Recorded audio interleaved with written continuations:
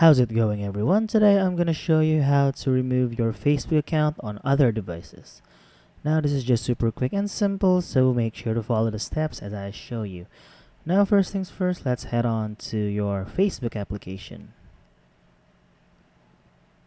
Then once you've done that, go to your profile icon right here at the top right hand corner of your screen.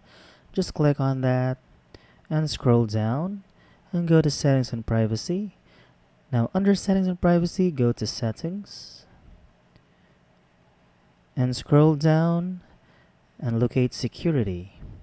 Now under security, go to security and login. Now you see there is an option here where you can see where you're logged in right here. Just click on see all. Now as you can see, these are your logins, or these are the gadgets that you are logged in with. Now to remove this, just click on these three dotted lines right here and click on log out.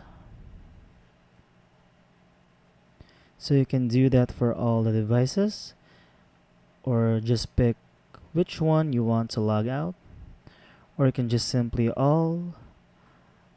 click on log out of all sessions right here.